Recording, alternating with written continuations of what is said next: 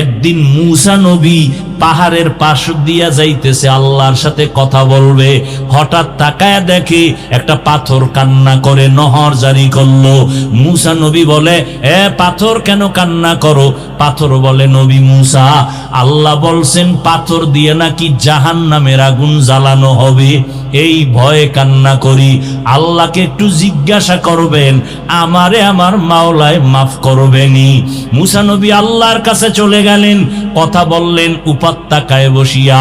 এরপরে বিদায় হচ্ছেন, আল্লাহ নিজে বলেন, ও মূসা, পাথরের কথা কি তুমি ভুলিয়া গেছো? হ্যাঁ আল্লাহ, ভুলে গেছি। যাও, পাথরের যাওয়ার বেলায় বইলা দিও আমি পাথরের মাফ করে দিয়েছি। মূসা নবী যাওয়ার বেলায় পাথরের ডাক দিয়া কয়, পাথর আর কান্না করিস না, আল্লাহ তোকে মাফ করে দিয়েছেন। পাথরকে এই কথা বলে মূসা নবী চলে গেলেন। কিছুদিন পর ওই পথ দিয়ে আবার রওয়ানা। হঠাৎ নজর করে দেখে ওই পাথর আজও কান্না করে, বন্ধ করে নাই। আল্লাহর নবী মূসা বলে, এই পাথর, এতদিন তো কান্না করেছিলি জাহান্নামের আযাবের ভয়ে, আল্লাহ তো মাফ করে দিয়েছেন, এখন কেন কান্না করো? পাথর ডাক দিয়া কয়, নবী মূসা,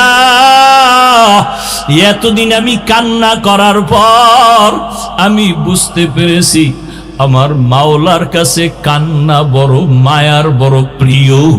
এতদিন আমি কান্না করে বুঝলাম আল্লাহ কান্না পছন্দ করেন, এই জন্য আমি এতদিন কাঁদছি জাহান্নামের ভয়। এখন আমি কান্না করি আল্লাহর মোহাব্বত বাড়ানোর জন্য। ওমরে ফারুক কান্না করে, ভাই আবু হুরায়রা, হাসরের ময়দানে আল্লাহর সামনে কেউ কথা বলার সাহস হবে না। ওই সময় জাহান্নামের আওয়াজ, মানুষগুলো পাগলের মতো হয়ে যাবে। আল্লাহ যদি ঘোষণা করে সব মানুষ জান্নাতে যাবে, একজন মানুষ জাহান্নামী হবে, আমি ওমর ভয় পাইতেছি ওই জাহান্নামী আসামিটা আমি ওমর হয়ে যাই কিনা, এই ভয়ে কান্না করতেছি। ও আল্লাহর বান্দারা, ও যুবক, পর্দার আড়ালের মা বোনেরা, ও বৃদ্ধ বাবাজিরা, এই জন্য জাহান্নামের আগুন থেকে নিজেকে বাঁচাইও, তোমার আহালকেও বাঁচাও।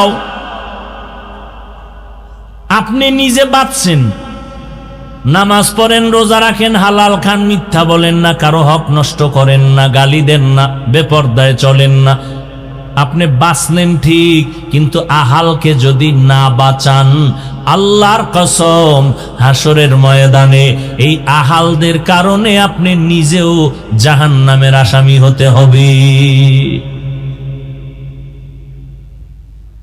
আহাল জাহান্নাম থেকে বাঁচাবেন, আবার নিজে না বাইচা আহালকে বাঁচাইলেও টিকবে না। নিজে নামাজ না পড়ে অন্যকে নামাজের দাওয়াত দিলে সে নামাজের দাওয়াত কবুল করবে না।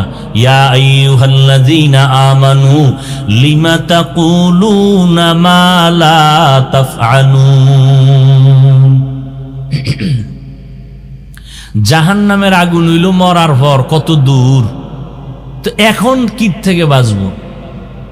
একটা সাপ সামনে, সতর্ক করা যায়, সাপ সাপ সাপ, সাপ সামনে আছে, কিন্তু জাহান্নামের আগুন তো বহুত দূরের কথা, এখন বাঁচবে কিভাবে জাহান্নাম থেকে? মুফাসসিরিনে কেরাম বলেন, জাহান্নামের আগুনে জ্বলতে গিয়া যেই কাজ করে ওই কাজ থেকে বাঁচাও। সে কাজের নাম গুনাহ, শিরক, বিদআত, গুনাহে সাগীরা, কবিরা, জুলুম, অত্যাচার, নির্যাতন, নিপীড়ন, হাতের গুনাহ, চোখের গুনাহ, কানের গুনাহ, পায়ের গুনাহ, অন্তরের কল্পনার গুনাহ। গুনাহ থেকে নিজেকে বাঁচাও।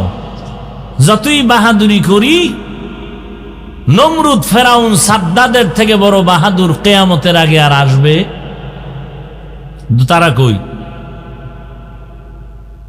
আচ্ছা, ফেরাউনের নাম আমরা নিলে খুব মোহব্বত করে নেই, আরে কথা বলেন, কেন নেই না? আমগো ইমানের ঝামেলা আছে, ঠিক না?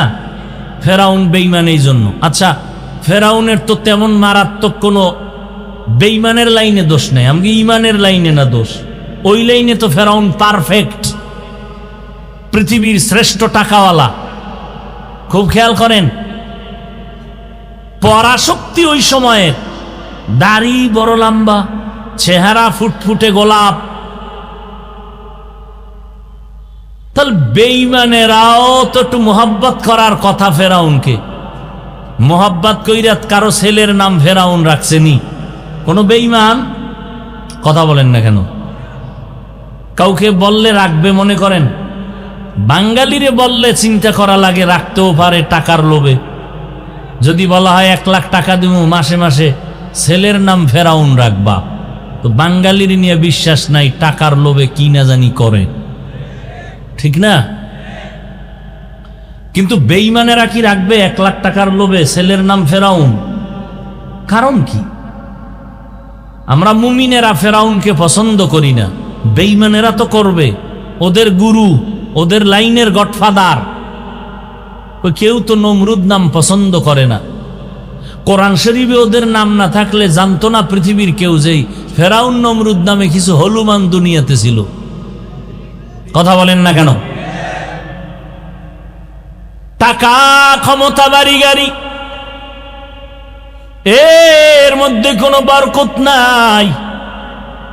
আমার মাওলা যদি বরকত না দেন, এরে নবীর আশেক, আজকে অনেকে মনে করে ইসলামের লাইনে চলতে গেলে কি না জানি বিপদ, অথচ ইসলামের লাইনে চলা এত সহজ। এমন সহজ আর কোন ধর্ম নাই। আপনার ব্যবসা বন্ধ করা লাগবে না, চাকরি ছাড়া লাগবে না।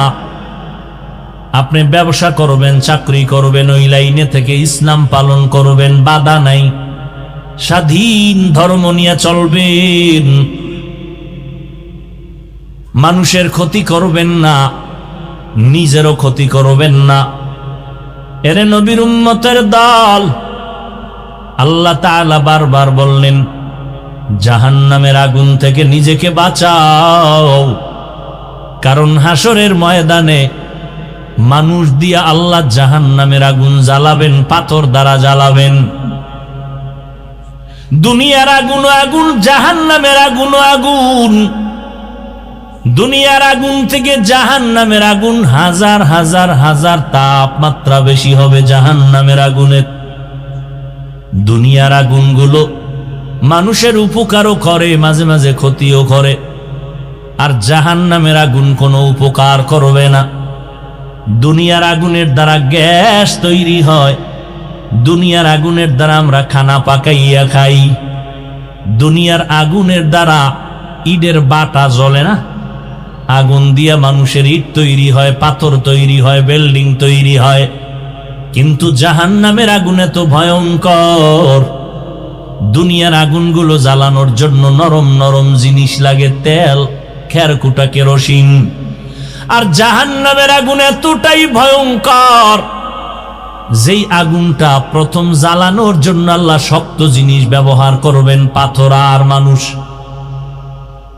এই বান্দা, আল্লাহ বলে নাই তুই জাহান্নামী, তোরে দিয়ে আগুন জ্বালাবো। আমাকেও বলেন নাই, বলছে মানুষ। কোন মানুষ জানা নাই, অন্তরে বড় ভয়, ওই মানুষটা না জানি আমি হয়ে যাই।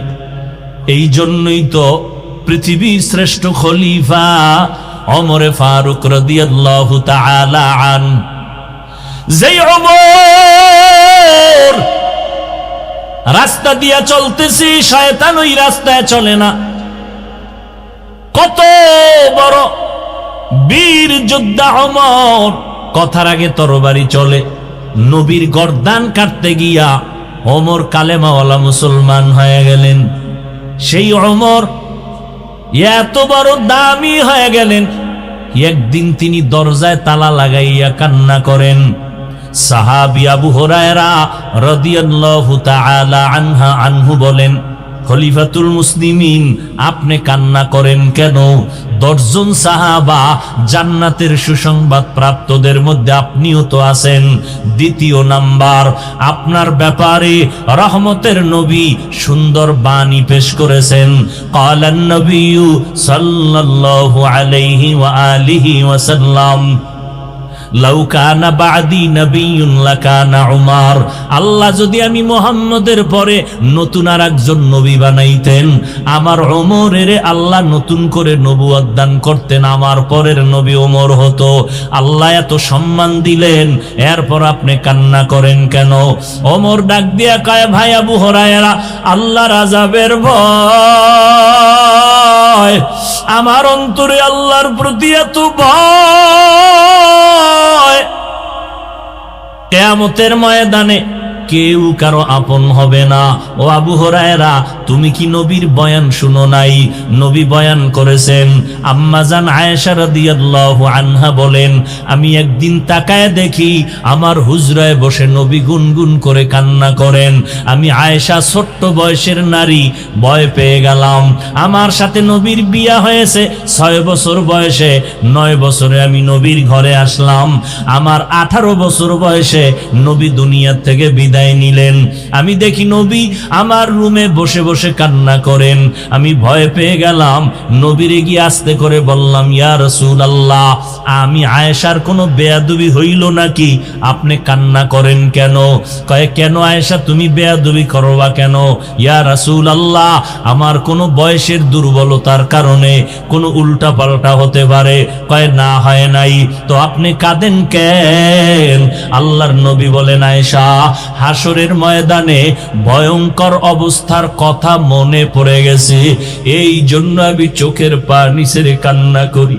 কেমন মায়ার নবী আমার, যেই নবীর চেহারা দেখলে পেটের ক্ষুধা নিবারণ হয়ে যায়। কেমন মায়ার নবী আমার, যেই নবীর শরীর মোবারকে মশা মাছি পড়া হারাম। নবী রাস্তা দিয়া হাঁটেন, মেঘের খণ্ড ছায়া দেয়। আম্মা জান আয়েশা রাদিয়াল্লাহু আনহা বলেন, এই ভলিউম কমাও কেন, বাড়াও। আম্মা জান আয়েশা রাদিয়াল্লাহু আনহা বলতেছেন, আমি নবীজির ঘাম বোতলের মধ্যে ভরে ভরে রাখতাম, আর বড় বড় অনুষ্ঠানে নবীর ঘাম আমরা আতর হিসাবে ব্যবহার করতাম।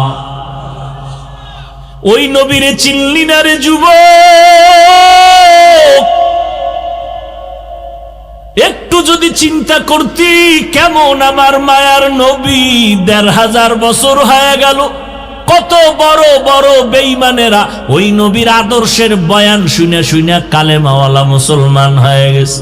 নবীরে দেখেও নাই, নবীর গুণগান শুইনা মুসলমান হয়ে গেল। ওই ভারতের একটা সন্তান শিব শক্তি স্বরূপজি অক্সফোর্ড বিশ্ববিদ্যালয় থেকে ডিগ্রি নিল। এরপরে টাকার অভাব নাই, ধনবল জনবল সম্মানের অভাব নাই, কিন্তু আল্লাহর বান্দা এক সময় কালেমাওয়ালা মুসলমান হইয়া তার নামটা রাখছিল ইসলামুল হক। এই যুবকেরা জানো মাইকেল জ্যাকসনের ইতিহাস? ও তো একটা গান গাইলে $1,00,000 পাইতো একটা গানে হাদিয়া। টাকার পাহাড় বানাইয়া এই গানের শিল্পী মাইকেল জ্যাকসন বলে, আমি 150 বছর বেঁচে থাকবো, এর আগে আজরাইলের সাথে মোলাকাত করব না। চিন্তা কইরা রেডি হয়ে গেল, চেহারাটা বাদাই করলো, হাত দিয়া কারো হাতের সাথে টাচ করে না, জীবাণু আসবে ভয়। খানাটা খায়, শতবার চেক করে খায়। 20 জন ডাক্তার অল টাইম তারে পাহারা দেয়, একটু কোনো সমস্যা যেন না হয়। এই মাইকেল 150 বছর বাঁচার প্রতিজ্ঞা নিয়ে রেডি হয়ে চলে। যখন মাইকেলের বয়সটা 50-এর কোঠায় চলে গেল, ডাক্তারেরা একদিন খানা দানার পরে চেক করায় খাওয়াইয়া হালকা একটু ঘুমায়, উইঠা আবার প্রোগ্রাম যায়, গানের মজলিসে চলে যায়। মাইকেল একটু হালকা বিশ্রামে চলে গেল। হঠাৎ ডাক্তারেরা পাহারাদার বসে আছে, একটু তাড়াতাড়ি আবার ওইটা প্রোগ্রামে যাবে। অন্য দিনের মতো আজকে উঠে না, মাইকেল ঘুমায় ঘুমায় ঘুমায়। দীর্ঘ টাইম অপেক্ষা করার পর এক ডাক্তার ওই মাইকেলের উপরে টাচ করলো, বডির উপরে টাচ করে দেখে শরীর পুরা পাথরের মতো শক্ত, বরফের মতো ঠান্ডা। চিৎকার দিয়া কয়, মাইকেল আর জমিনের মধ্যে জিন্দা নাই। কয় বছর? 50 বছর। এরে আল্লাহর বান্দারা, কয়দিন আর বাহাদুরি করবা? আমি মাগরিবের নামাজের পরে বয়ান করলাম ওই শাহবাগ এলাকায়, কোন ওদিন না শাহবাগ, ওই জায়গায় 3টা যুবক সন্তান, আমি যখন এই শ্রীরামপুরের মাহফিলে প্রথম আসছিলাম, ওরাও কিন্তু এখানে রওনা হয়েছিল। কিছু দূর কাছাকাছি আইসা ওরা গাড়ি অ্যাক্সিডেন্ট হইয়া ওই শাহবাগের 3টা যুবক মারা গেছে জায়গায়, এখানের মাহফিল পর্যন্ত পৌঁছতে পারে নাই। ওই দিন থেকে ওই মাদ্রাসার এলাকার হুজুরেরা নিয়ত করছে হাফিজ সাহেব আমগো এলাকায় নিয়ে আসবো। 4-5 বছর মেহনত করার পরে আজকে গেলাম, কলিজা দিয়া দোয়া করলাম। কতটা মোহাব্বত নিয়া ওই যুবকেরা এই শ্রীরামপুরে আসতেছিল, মাওলায় আসতে দেয় নাই, কিন্তু আসার পথে কাছাকাছি আইসা ওরা শহীদ হয়ে গেল। আল্লাহর নবী বলেন, ও দুনিয়ার উম্মতের দল, দিন শিখার জন্য যদি ঘর থেকে বের হও, তোমাদের কদমে কদমে নেক লেখা হয়, যতক্ষণ বসে থাকবা নেক লেখা হবে। তওবা করিয়া যদি বিদায় নেও, আমার আল্লাহ তোমাকে জান্নাতি খাতায় নাম লেখাইয়া উঠায় দিবেন। এরে নবীর উম্মতের দল, হযরত ওমর আবু হুরায়রাকে ডাক দিয়া কয়, জানো না হাসরের ময়দানের বয়ান নবী করেছেন কেমন? নবী কান্না করেন আর বলেন, ও আয়েশা, হাসরের ময়দানে তো ভয়ঙ্কর হবে, আমি নবী ভয় কান্না করতেছি। বলে, এত ভয় কেন?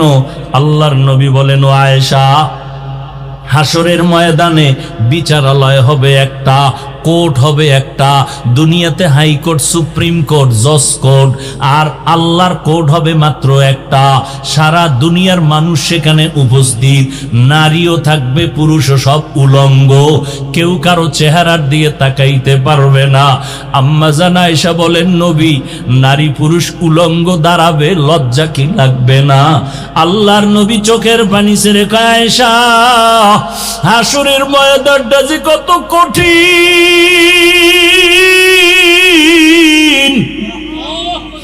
একদিকে সূর্যের গরম, অপরদিকে জাহান্নামের আগুনের গরম, আর একদিকে আমার মাওলা পাকের কুদরতি রাগান্বিত আওয়াজ, লিমানিল মুলকুল ইয়াউম লিল্লাহিল ওয়াহিদিল কাহ্হার। আমার মাওলার কুদরতি আওয়াজে হাসরের ময়দানটা থরথর করে কেঁপে উঠবে, মানুষগুলো বেহুশ হয়ে যাবে। ওদিকে জাহান্নামের চিৎকার, ও আল্লাহ, গুনাহগার বেনামাজি গুলো কই, তাড়াতাড়ি আমাকে দাও, আমার পেটে বড় ক্ষুধা, বেনামাজি গুনাহগার গুলো আমার পেটে দিয়া দাও।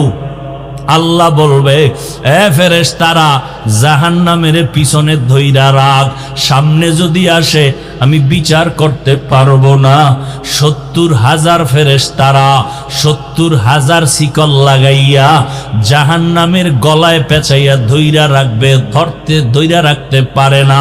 70,000 শিকল লাগাইয়া এক একটা শিকলের গোড়ায় গোড়ায় 70,000 করে ফেরেশতা টানিয়াও ধরে রাখতে পারে না। এমন একটা অবস্থা হবে হাসরের মাঠ। এরে আল্লাহর বান্দারা, বড় কঠিন হালাত হবে। ওই সময় আমার উম্মতেরা, নবী বলেন, পাগলের মতো দৌড়াবে। ঈসা নবীর কাছে যাবেন, নবী একটু সুপারিশ করবেননি, সূর্যের গরম সইতে পারি না, সূর্যের গরমে মাথার মগজগুলো টাস টাস করিয়া ফাটিয়া যাবে, পায়খানার রাস্তা দিয়া পেটের সব নারী বুড়িগুলো পড়তে থাকবে। মুসা নবী বলবে, আমি পারবো না। ঈসা নবী বলবে, আমি পারবো না। ইব্রাহিম নবী বলবে, আমি পারবো না। সবাই নিজের ব্যস্ত হয়ে যাবে উম্মতের কথা ভুলিয়া, কাঁদবেন আর বলবেন, আল্লাহ আমাকে বাঁচাও। মুসা নবী কাঁদবেন আর বলবেন, আল্লাহ আমারে বাঁচাও। ঈসা নবী কাঁদবেন আর বলবেন, আল্লাহ আমাকে বাঁচাও। উম্মতেরা পাগলের মতো দৌড়াবে, ওদিকে জাহান্নামের ধইরা রাখা যায় না। জাহান্নামের আওয়াজে হাসরের ময়দান কাঁপতে থাকবে। গুনাহগার গুলোকে আল্লাহ দেওয়ার ওয়াদা করেছেন। আল্লাহ পাক রব্বুল আলামিন জাহান্নামকে শিকল লাগানোর অর্ডার দিয়ে দিলেন, কিন্তু ধরে রাখা যায় না। নবী বলেন এমন এক হালাত, জাহান্নামের আওয়াজ আমার উম্মতের দিকে যখন ধেয়ে আসবে, আমি আর দেরি করব না, আমি সাথে সাথে সেজদায় পড়ে কান্না শুরু করব। ঈসা নবী কাঁদবেন, আমাকে বাঁচাও। মুসা নবী কাঁদবেন, আমাকে বাঁচাও। ইব্রাহিম নবী কাঁদবেন, আমাকে বাঁচাও। মুহাম্মদ আমার মাওলার কাছে সেজদায় পড়ে কাঁদবো, একবারও বলবো না আমাকে বাঁচাও। আমি আল্লাহ কি বলবো, আল্লাহ আমার উম্মতের বাঁচাও। আমার একটা উম্মত যেন জাহান্নামে না যায়। আল্লাহ আমার উম্মত গুলোরে বুঝি জাহান্নামে ধরে ফেলবে। ও আল্লাহ আমার উম্মতের বাঁচাও। আল্লাহ বলবে নবী আপনি মাথা উঁচু করেন, কান্না করবেন না, আমি আপনার কান্না সহ্য করতে পারি না। নবী বলবেন আমি কান্না বন্ধ করব। ফেরেশতাকে আল্লাহ ডাইকা একটু পানি দিবেন নিজ হাতে। ফেরেশতা এই পানির অংশটা জাহান্নামের গায়ে ছিটাইয়া দাও। যখনই দিবে, যেই জাহান্নামের 70,000 শিকল দিয়া ধরে রাখতে পারে না, ওই জাহান্নামের একটু হালকা পানি দেওয়া মাত্র জাহান্নাম দ্রুত গতিতে পেছনে দৌড়াবে। এইবার ফেরেশতারা বলবে আল্লাহ এতক্ষণ ধইরা রাখতে পারি না শিকল লাগাইয়া, এখন তুমি কোন দরবারের কোন বরকতের পানি দিলা? এটা কি জমজমের পানি, নাকি কাউসারের পানি, না জমিনের কোন সমুদ্রের পানি, নাকি আবে হায়াতের পানি যে জাহান্নামের গায়ে দেওয়া মাত্র দৌড়াইয়া পিছনে ভাগে? আল্লাহ বলবেন ও ফেরেশতা এটা জমজমের পানিও না, কাউসারের পানিও না, এই পানি আবে হায়াতের পানিও না। এইবার নবীর সামনে বলবে ও ফেরেশতা এই পানি আমার মুহাম্মাদের মুহাব্বতের উম্মতের চোখের পানি।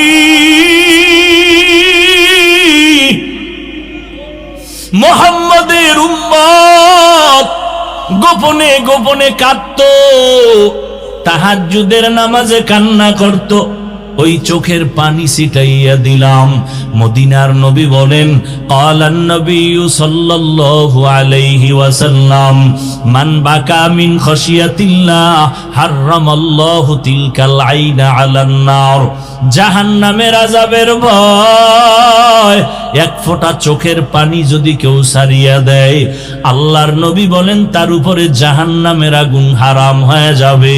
ও আল্লাহর বান্দারা, ও যুবকেরা, আজকে তাকাইয়া দেখো, মা বাবার সামনে সন্তান অন্যায় করিয়া শাস্তির ভয়ে যদি কান্না করে, কান্না করলে মা বাবার মায়া বাইরা যায়।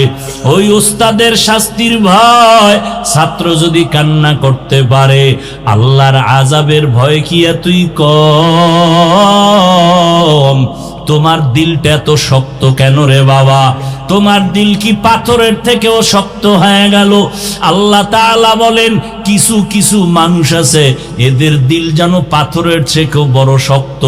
সুম্মা কাসাত কুলুবুকুম মিন বাদি যালিকা ফাহিয়া কাল হিজারা আও আশাদ্দু কাসওয়া ওয়া ইন্না মিনাল হিজারাতি লামা ইয়াতাফাজ্জারু মিনহুল আনহার ওয়া ইন্না মিনহা লামা ইয়াহবিতু মিনহা লামা ইয়াশাক্কাকু ফায়াখরুজু মিনহুল মা ওয়া ইন্না মিনহা লামা ইয়াহবিতু মিন খাশিয়াতিল্লাহ ওয়া মাল্লাহু বিগাফিলিন আম্মা তা'মালুন। ও সিলেটের মানুষ, তোমরা পাহাড়ের দিকে তাকাইয়া দেখো, আল্লাহর আযাবের ভয়ে কিছু কিছু পাথর আছে পানির নহর জারি করিয়া দিছে, এরা পানি দেয় না। আল্লাহর কোরআনের আয়াত কয় এরা কান্না করে করে নহর প্রবাহিত করেছে। আল্লাহর আযাবের ভয়। এমন কিছু পাথর আছে টপকাইয়া টপকাইয়া টপকাইয়া পানি পড়ে, ওরা আল্লাহর ভয়ে কান্না করে, কোরআনের আয়াত। আবার কিছু পাথর আছে আল্লাহর ভয়ে কান্না না করলেও লাফায়, যেই পাথর দর্জনে দরিয়াও উঠানো যায় না, ওই পাথরটা দেখবা আজকে এক জায়গায় কালকে আর এক জায়গায়, পাহাড়ের চূড়ায় ছিল এখন নিচে, আবার অন্য সাইডে। এরা পাথরগুলো মাওলার ভয়ে লাফালাফি করে, চিৎকার দেয়, কিন্তু চিৎকারের আওয়াজ আমরা শুনতে পারি না। আজকে তুমি প্রশ্ন করো, কোরআনের বয়ানে বৈশা আল্লাহওয়ালাদের বয়ানে মানুষ কেন চিৎকার দেয়? ওরে জাহান্নামের আযাবের বয়ান যদি খেয়াল কইরা কেউ করে আর শুনে, ও তো কলিজা ফাইটা চিৎকার দিয়া মরিয়া যাওয়ার কথা। একটা পাথর যদি লাফায় কান্না করে, মানুষ কেন কান্না করবে না? ও মানুষ, ওই পাথর থেকেও কি তোমার অন্তর শক্ত? আল্লাহর আযাবের ভয়ে যদি পাথর কাঁদে, তোমার গুনার কারণে কি একটা ফোঁটা চোখের পানি আসবে না? অন্যায় করিয়া যদি মা বাবার কাছে সন্তান কান্না করে, মা বাবার মায়া বারে দোয়া করিয়া মাফ করিয়া দেয়। ওস্তাদের সামনে ছাত্র কান্না করলে মায়া বারে। যদি বান্দা ওই মা বাবা আর ছাত্র ওস্তাদের থেকে আল্লাহর মায়া কি কম? যদি তুমি কান্না করো, আমার মাওলার মোহাব্বত কেন বাড়বে না? একদিন মূসা নবী পাহাড়ের পাশ দিয়া যাইতেছে, আল্লাহর সাথে কথা বলবে, হঠাৎ তাকায় দেখে একটা পাথর কান্না করে, নহর জারি করলো। মূসা নবী বলে, এ পাথর কেন কান্না করো? পাথর বলে, নবী মূসা, আল্লাহ বলছেন পাথর দিয়ে নাকি জাহান্নামের আগুন জ্বালানো হবে, এই ভয়ে কান্না করি। আল্লাহকে একটু জিজ্ঞাসা করবেন, আমারে আমার মাওলায় মাফ করবেনি?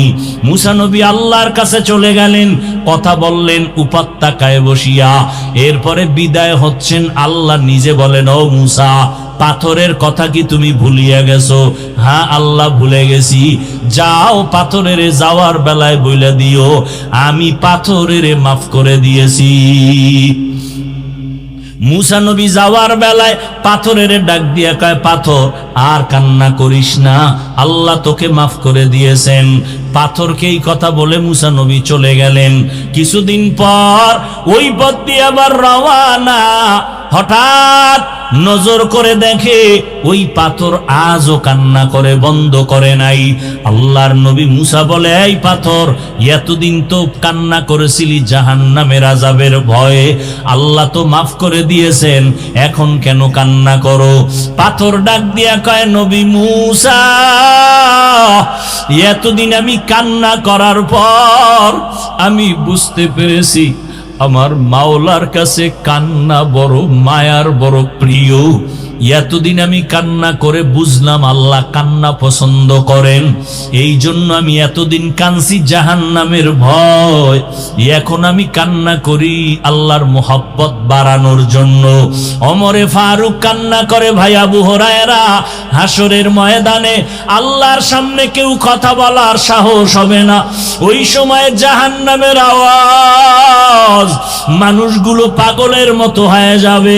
আল্লাহ যদি ঘোষণা করে সব মানুষ জান্নাতে যাবে, একজন মানুষ জাহান্নামী হবে, আমি ওমর ভয় পাইতেছি ওই জাহান্নামী আসামিটা আমি ওমর হয়ে যাই কিনা, এই ভয়ে কান্না করতেছি।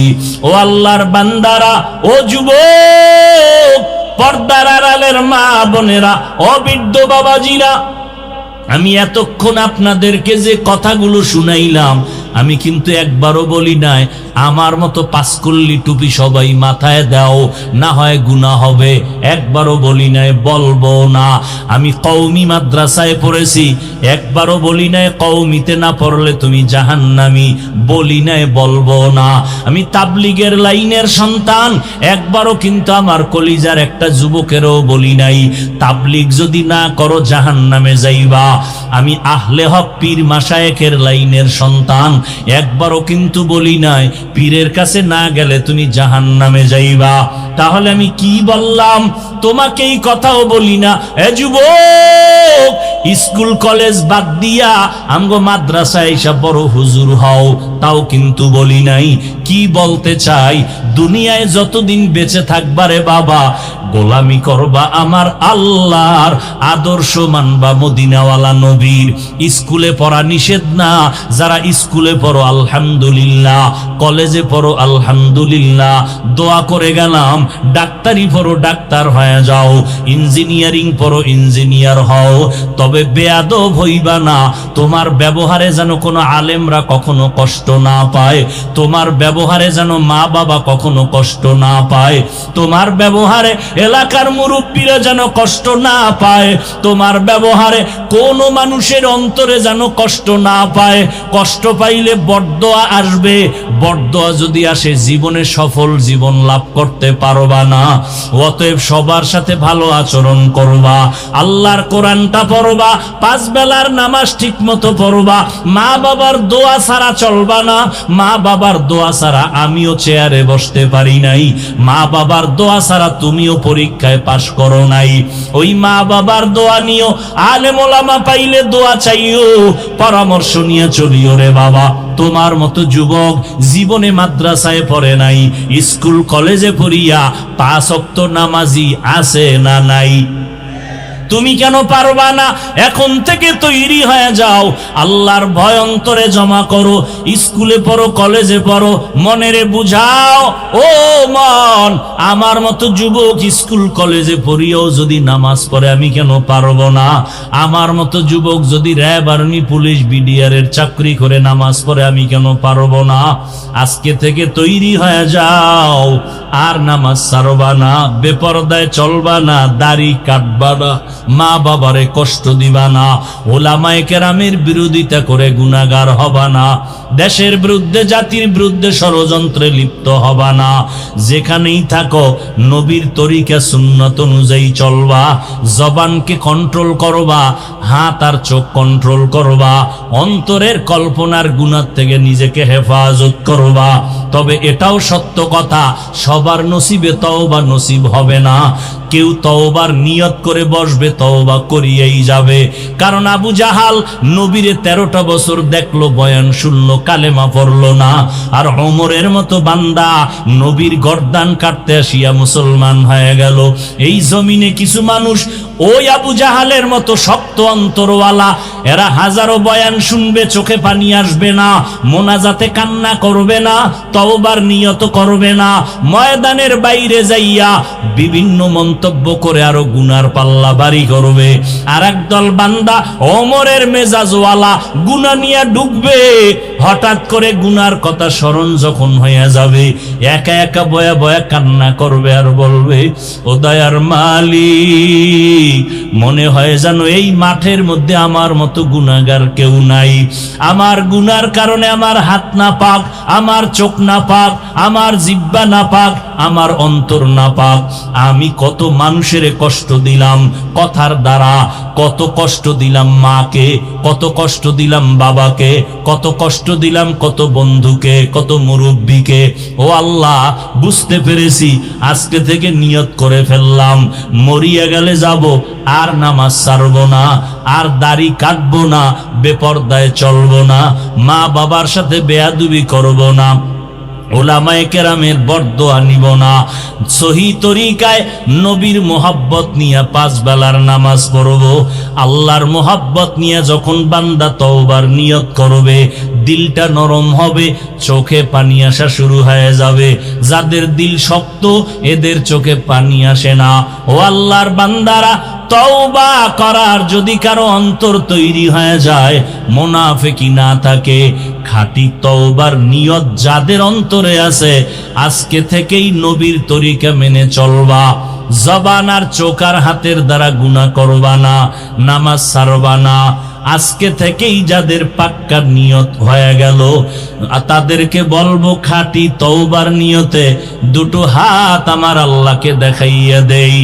আয় আল্লাহ, হাতগুলো কবুল করে নেন। ইন্না ইদ্দাতাশ শুহুরি ইনদাল্লাহি 12 শাহরান ফি কিতাবিল্লাহ ইয়াওমা খালাকাস সামাওয়াতি ওয়াল আরদ মিনহা 4 হুরুম যালিকাদ দীনুল কাইয়্যিম আল্লাহ বলেন গণনার আকারে বছরে মাস হবে 12টা। কতটা হবে? কিয়ামত পর্যন্ত কোনো বছর 11 মাসেও হবে না, 13 মাসেও হবে না। কত মাসে হবে? 12 মাসে বছর হবে। সিদ্ধান্ত কার? আল্লাহর, স্থায়ী সিদ্ধান্ত। আর এই 12 মাসের মধ্যে আবার আল্লাহ পাক 4 মাসকে আলাদা মর্যাদা দিয়েছেন অন্য মাসের তুলনায়। কয় মাস? আল্লাহ বলেন এই সিদ্ধান্ত আমি করেছি কবে? আসমান জমিন সৃষ্টি করছি যেদিন, ওদিন এই সিদ্ধান্ত করে লাউহে মাহফুজে লেখা হয়ে গেছে। ওই যে 4 মাস বড় দামি শ্রেষ্ঠ, এর মধ্যে 1 মাস রজব, আর হলো হজের মাস, হজের আগের মাস, হজের পরের মাস। এই 4 মাস, জিকাদা, জুলহিজ্জা, মুহররম। নবীজি রজব আসলেই আমল শুরু করে দিতেন এবং উম্মতকে দোয়া পড়তে বলতেন, আল্লাহুম্মা বারিক লানা ফি রাজাবা ওয়া শাবান ওয়া বাল্লিগনা রমাজান। আয় আল্লাহ, রজব ও শাবানে আমাদেরকে বরকত দান করেন, হায়াত বাড়ায়া রমাজান পর্যন্ত পৌঁছায়া দেন। আমরা অনেকে জানি অথচ আমল করি না, পড়ি না। আবার সামনে আসতেছে শবে বরাত। আমাদের বাংলাদেশে এ নিয়েও কিলোকাল বিভিন্ন মতানৈক্য। শাবানের 14তম রাত, তারিখের দিবাগত রাত। 14 তারিখ আরবি, শাবানের দিন গিয়া রাত হলো 15 তারিখের রাত। নিসফে মিন শাবান, এই রাতে আল্লাহর রসুলের হাদিস, কুমু লাইলাহা ওয়া সুমু ইয়াউমাহা, রাতে তোমরা দণ্ডায়মান থেকে আল্লাহর ইবাদত করো, পরের দিনে রোজা রাখো, নফল রোজা। বিস্তারিত আলোচনা করার সুযোগ নাই, তবে এতটুকু মনে রাখবেন, শবে বরাত বা আমরা যে নিসফে মিন শাবানের আমল করি, এটা হক। এই আমলটা কি ভাই? করা ফরজ না, করলে ওখানে কোনো গুনাহ নেই। সারা রাত ইবাদত করবেন, পরের দিন রোজা রাখবেন, এটা হক। বরং এটাকে নিয়ে যারা মানুষকে বিভ্রান্ত করে তারা বাতিল। তারা কি? বাতিল। হ্যাঁ, শবে বরাতের নামে যদি কেউ সারা রাত ইবাদত বাদ দিয়া গুনাহ করে, গল্প গুজবে রাত কাটায়, তো সেটা তো সবার কাছেই অপরাধ। সামান্যতম কোনো মানুষের উল্টাপাল্টা চলাফেরা দেখে তো আর মাসআলা ডান বাম হবে না। মাসআলার জায়গায় মাসআলা থাকবে, ফতোয়ার জায়গায় ফতোয়া থাকবে, আমলের জায়গায় আমল থাকবে। আপনি নামাজ পড়েন না, এজন্য নামাজের বয়ান করা যাবে না, এটা তো হতে পারে না। আপনি ঠিকমতো পর্দা করেন না, এর মানে পর্দার বয়ান করা যাবে না, এটা হতে পারে না। এখন তো ইসলাম হাওয়ায় উড়ে, হাওয়ায়। যদি প্রশ্ন করি, ভাই আপনি টুপি পরেন না কেন? বলে টুপির মধ্যেই কি ইসলাম? ভাই আপনি দাড়ি রাখেন না কেন? বলে দাড়ির মধ্যেই কি ইসলাম? ভাই আপনি পর্দা করেন না কেন? বলে পর্দার মধ্যেই কি ইসলাম? মদিনার পোশাক পরেন না কেন? বলে পোশাকের মধ্যেই কি ইসলাম? কি বুঝলাম? টুপির মধ্যে ইসলাম নাই, দাড়ির মধ্যে ইসলাম নাই, পোশাকে ইসলাম নাই, পর্দায় ইসলাম নাই, তো ইসলাম কই? বলে হাওয়ায় উড়ে। ইসলাম হাওয়ায় উড়ে। এই চালাকি চলতেছে সমাজে। আপনি যদি জান্নাত পেতে চান, রসুলের আদর্শ সুপারিশ পেয়ে জান্নাত পেতে চান, আপনি নামাজ পড়তে সমস্যা কেন? দাড়ি রাখতে আপনার সমস্যা কেন? আচ্ছা, আপনাদের জেনারেল লাইনে RAB, army, police, BDR, OC, DC, SP দাড়িওয়ালা নামাজি নাই? তাহলে আপনি উল্টাপাল্টা বক্তব্য দেন কেন? দাড়ি না রাখা এক জিনিস, দাড়ি পছন্দ না করা আর এক জিনিস। কেউ যদি দাড়ি না রাখেন, তাকে গালি দেওয়া যাবে না। কারণ তার অন্তরের হালাত বুঝতে হবে। যদি বলে হুজুর দাড়ি রাখতে পারি না, দোয়া করেন চেষ্টা করব, তাহলে সে দাড়ি না রাখার পরেও সে মুমিন। আর যদি বলে দাড়ি না রাখলে অসুবিধা কি, বেঈমান। কথা বুঝাইতে পারছি? নামাজ পড়ে না, দোয়া করেন পড়ব, মুমিন। আর যদি বলে নামাজ না পড়লেও দিল পরিষ্কার, নামাজের প্রয়োজন নাই, বেঈমান। কথা বুঝতেছেন তো? তাহলে নামাজ না পড়া আর পছন্দ না করা এক না। কোরআনের মধ্যে ইসলামের রাষ্ট্রনীতি আছে না নাই?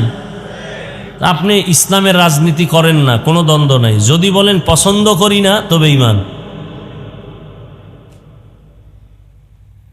অনেক নামাজ পড়ে না, দাড়ি রাখে না, আমরা গালি দেই না, বুকে লাগাই, হাসি মুখে সালাম দেই, কথা বলি। যদি অবস্থা তার এমন হয় যে সে নামাজ পছন্দ করে না, তার সাথে আর সালামও নাই, কালামও নাই, সে বেঈমান।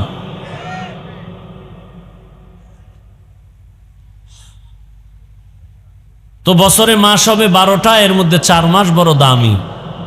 মুহররম একটা মাস, আরবি বছরের প্রথম মাস, দামি। এই দামি বা শ্রেষ্ঠত্ব দান করছেন আল্লাহ আসমান জমিন সৃষ্টির দিন। অনেকে মুহররমের কারবালার ঘটনা দিয়া প্রমাণ করতে চায় যে কারবালার কারণে মুহররমের দাম, অথচ মুহররমের শ্রেষ্ঠত্ব আসমান জমিন সৃষ্টির দিন সিদ্ধান্ত। ঠিক তেমনি ভাবে রজব, হজের মাস। রসুলের মেরাজ রমাজানে হয়েছে, এই বর্ণনাও আছে। হজের মাসে হয়েছে, হজের আগের মাসে রসুলের মেরাজ হয়েছে। রজবে হয়েছে এরকম কোনো নিশ্চয়তা কেউ দিতে পারবে না, ইতিহাস। নবী নির্দিষ্ট করে বলেন নাই যে মেরাজ রজবে হয়েছে, তবে মেরাজ হয়েছে এটা ঠিক। এটাকে সন্দেহ করলে সে বেঈমান হয়ে যাবে। এবং মেরাজ হয়েছে রসুলের সশরীরে, স্বপ্নে নয়। 1500 বছর পরে বহু নাস্তিক এখনো এই মেরাজের ঘটনাকে অস্বীকার করে, বলে স্বপ্নযোগে হয়েছে। ভালো করে বুঝি, সময় কম যেহেতু। মেরাজ কি, মেরাজ কেন, মেরাজ কিভাবে? মেরাজ সম্মানের লাইনে আল্লাহর মোহাব্বতের বন্ধনে উপরে উঠার নাম মেরাজ। উরুশ থেকে মেরাজ। ভালো করে বুঝার চেষ্টা করেন। সম্মানের মানদণ্ডে রবের মোহাব্বতের বন্ধনে উপরে আগায় যাওয়ার নাম, উঠার নাম মেরাজ। এই মেরাজ 2 প্রকার, জাহিরি আর বাতিনি। জাহিরি মেরাজ আর একটা হলো বাতিনি মেরাজ। জাহিরি মেরাজ যেমন রসুলকে বাইতুল্লাহ থেকে বাইতুল মাকদিসে নিতেছেন সম্মানের সাথে, ডানে বামে সামনে পেছনে 70 হাজার ফেরেশতা, জিব্রাইল মিকাইল সাথে। বাতিনি মেরাজ কেমন? দেখা যায় না, কিন্তু মর্যাদায় উপরে আগায় যাইতেছে। এমন একই দস্তারখানে বসা, এক লেভেলে আবু বকর, ওমর, ওসমান, আলী, রসুল সাল্লাল্লাহু আলাইহি ওয়াসাল্লাম একসাথে বসা, দস্তারখানে খাচ্ছেন। এই 5 জন ব্যক্তি কি সমান মর্যাদার? রহমতের নবীও সেখানে আছেন। এটা হলো বাতিনি মেরাজ। আমার রসুলকে আল্লাহ পাক জাহিরি বাতিনি দোনোটা মেরাজ দান করছেন, এবং সমস্ত নবী রসুলের মেরাজ হয়েছে। সমস্ত নবী রসুলের মেরাজ হয়েছে। সমস্ত নবী রসুলের মেরাজ জমিনে, আপনার আমার রসুলের মেরাজ আরশে আজিমে। সুবহানাল্লাহ আসে না? সমস্ত নবীদের মেরাজ কোথায়?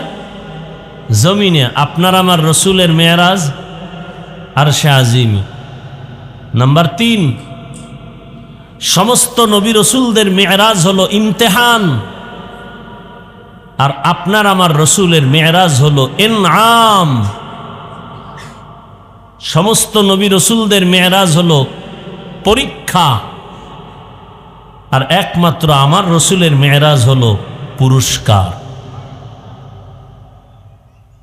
কেমনে কেমনে হয়েছে বলার সময় নেই। পয়গম্বর আদম আলা নবিয়িনা আলাইহি সালাতু ওয়াস সালামের মেরাজ হয়েছে আরাফার ময়দানে।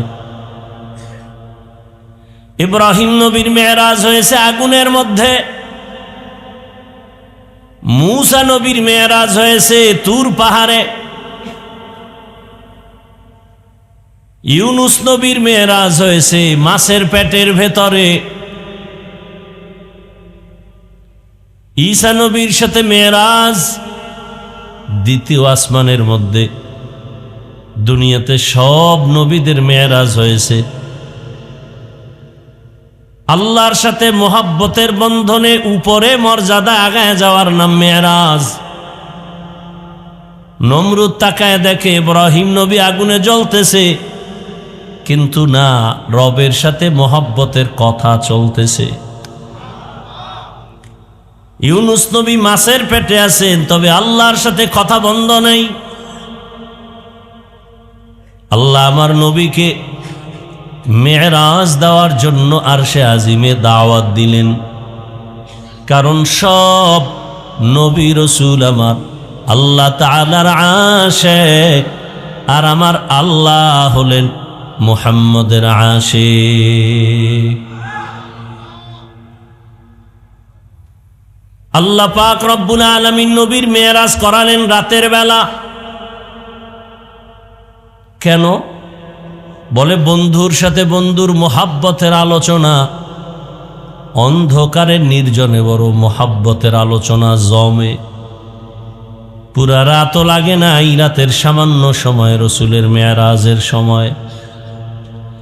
নবীজির মেরাজ শুরু হয়েছে বাইতুল্লাহ থেকে। আল্লাহ অর্ডার করলেন জিবরাইলকে, যাও জান্নাত থেকে একটা বোরাক নিয়ে যাও, রহমতের নবীকে দাওয়াত দিয়া বোরাকে নিয়ে আসো। হোয়া হুকুম जिब्राइल को युशिताब बुराक के जन्नत से कर इंतखाब सजा उसको जेवर से तू ताबा पा फिर उसको तू काबा में ले करके जा। जिब्राइल अमीन जन्नत থেকে একটা বোরাক নিয়া বাইতুল্লাহ হাজির হয়ে গেলেন। বোরাকটা বাইতুল্লাহর মধ্যে রাইখা রাতের গভীর রহমতের নবী ঘুমান। নবীজির আদত এশান নামাজ পড়েই নবী ঘুমায় যান, দুনিয়াবি কথা কারোর সাথে হয় না। আবার রাতের শেষ ভাগে নবী সজাগ হয়ে আবার ইবাদতে মশগুল হয়ে যান। নবী ঘুমাইলে তার চোখ বন্ধ থাকে, কিন্তু তার কলব কখনো ঘুমায় না। নবীজি কোথায় আছেন ঘুমন্ত? কেউ লিখেছেন শিয়াবে আবু তালিবের মাঝে নবী ঘুমান, কেউ বলছেন না নবী চাচাতো বোন উম্মে হানির ঘরে ঘুমন্ত, কেউ বলেছেন রহমতের নবী হাতিমে কাবায় ঘুমান। তিনোটা কথাই সত্য। শিয়াবে আবু তালিবের এরিয়ার মাঝখানে চাচাতো বোনের ঘর। জিব্রাইল আমিন ওই ঘরে ঢুকলেন উপর থেকে, ছাদ থেকে, দরজা খুলেন নাই। জিব্রাইল আমিনের 600 নূরের পাখা এক পার্শ্বে চাপাইয়া রহমতের নবীকে সজাগ করলেন। পা মোবারকের তলায় পাখা স্পর্শ করেছে, নবী সজাগ হয়ে গেছেন। তাকায় দেখে জিবরাইল, কি ব্যাপার? বলে সুসংবাদ নিয়ে আসছি। বলে উপর থেকে এরকম সাত ছিদ্র কেন? বলে আমি উপর থেকে নামছি। দরজা দিয়ে কেন ঢুকো নাই, উল্টা ঢুকলা কেন? জিব্রাইল বলেন আজ যত ব্যবহার সব হবে উল্টা। রহমতের নবীকে ওখান থেকে উঠাইয়া হাতিমে কাবায় নিলেন। নবী ওখানে গিয়ে আবার তন্দ্রায় পড়েছেন, আবার ওখান থেকে উঠাইলেন। উঠাইয়া জমজম কূপের কিনারায় নিয়ে গেছেন।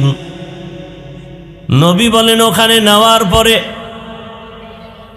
জমজম কূপের পানি দিয়ে আমি অজু বানাইলাম।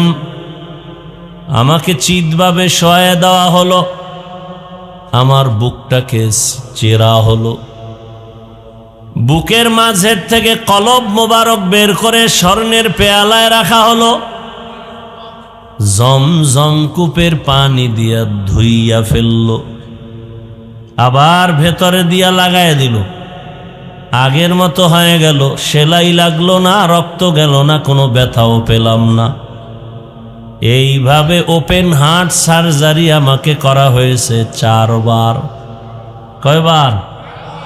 4 বার।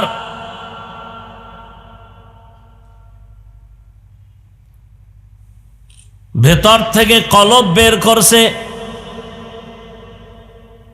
আবার লাগায় দিছে। কোনো সেরাফারা অস্ত্র লাগে নাই, সেলাই লাগে নাই, ব্যথাও পাই নাই, রক্তপাত হয় নাই। জমজমের পানি দিয়ে ওযু বানায়া 2 রাকাত নামাজ আদায় করলাম। সফর করার সুন্নত তরিকার নিয়ম শিখায় দিলেন, বান্দা তুমি সফরে যাইবা, ওযু বানায় 2 রাকাত নামাজ আদায় করে নিরাপদের জন্য দোয়া করো। আর আমরা নামাজ বাদ দিয়া সুন্নত আদায় করি, ফেসবুকে স্ট্যাটাস দেই, নিরাপদ সফরের জন্য দোয়া চাই। আছে না নাই? আল্লাহ হেদায়েত দান করো। আল্লাহ যে এদের উপরে খুশি না, এটাই তার প্রমাণ। ভালো মানুষ অল টাইম এই রাস্তায় থাকে না। ওযু করে নামাজ পড়বে, দোয়া করবে, এর বিকল্প যা করবে এটা সুন্নতের খেলাফ। রসুলের আদর্শ এগুলো না। নবীজি বলেন, জমজমের পানি কেমন যেন আমার কাছে মনে হয় কাউসারের পানি থেকেও দাম। সাহাবায়ে কেরাম একদিন প্রশ্ন করলেন, ইয়া রাসূলুল্লাহ, জমজমের পানির যে কূপ, এখান থেকে তো crore crore million trillion billion পানি লিটার হাজি সাহেবরা নেয়, কমেও না বাড়েও না, এ পানির তলা কই?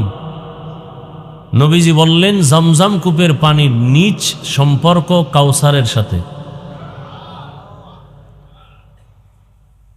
এজন্য জমজম কূপের পানি দাঁড়ায় পান করো,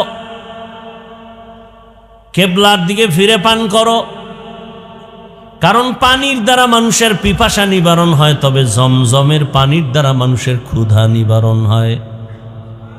পিপাসা তো নিবারণ হবেই, ক্ষুধাও নিবারণ হবে। 25টা উপকার আছে জমজমের পানির মধ্যে। কয়টা? 3 নাম্বার উপকার হলো জমজম রোগের ঔষধ। এজন্য জমজম পান করার আগে একটা আমল আছে। একবার দরুদে ইব্রাহিমি দোনোটা একসাথে, এরপরে আলহামদু সূরা একবার, কুল হু আল্লাহ 3 বার, এরপর একটা দোয়া আছে, আল্লাহুম্মা ইন্না নাসআলুকা ইলমান নাফিআ ওয়া রিজকান ওয়াসিআ ওয়া শিফাআম মিন কুল্লি দা। জমজম পানি পান করবে, এরপরে, ও আল্লাহ, তুমি আমাকে উপকারী জ্ঞান দান করো, এলেম দান করো, বরকতি রিজিক দান করো, এবং তুমি আমাকে সমস্ত রোগ থেকে পরিচ্ছন্ন আমাকে মুক্ত করো, রোগ মুক্তি করে দাও, পবিত্র বানায় দাও। জমজম পানি এত দামি, পৃথিবীর সমস্ত মানুষ, চিকিৎসা বিজ্ঞানীরা একমত, জমজমের মতো বিশুদ্ধ পৃথিবীতে আর কোনো পানি নেই। রহমতের নবী বললেন, নামাজ শেষ, এবার বোরাকি উঠব। বাইতুল্লাহ থেকে বাইতুল মাকদিস 1 মাসের পথ।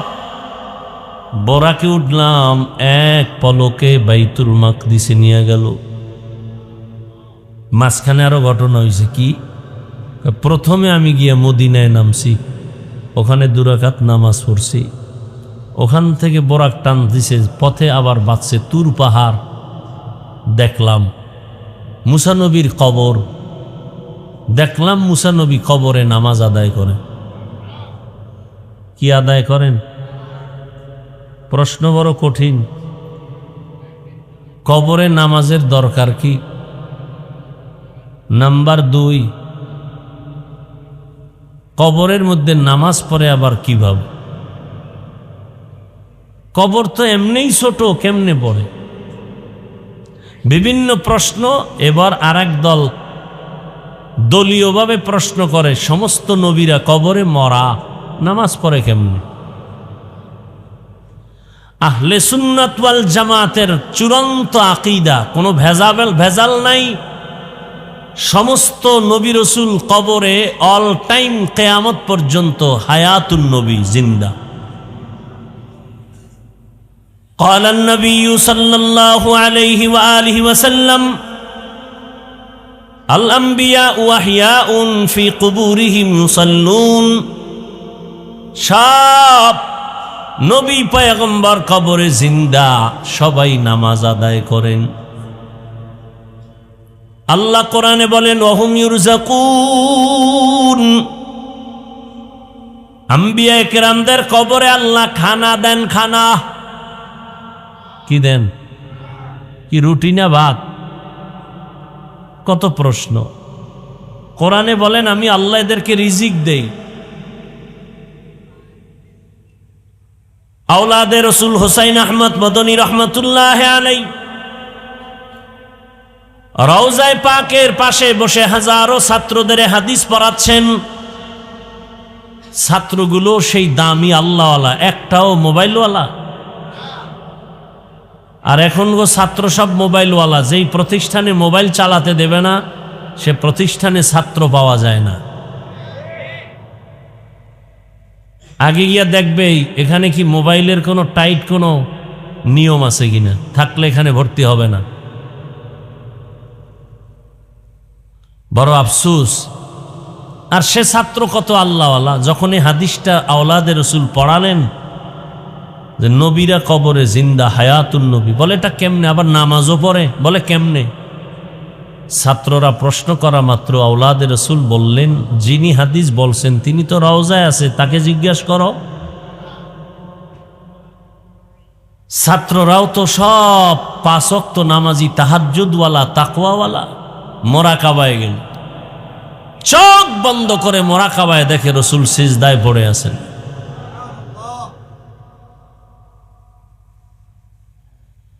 কেমন আওলাদে রসুল? মদনী রহমতুল্লাহ আলাইহি। এইটা বন্ধ করতে বলছি না?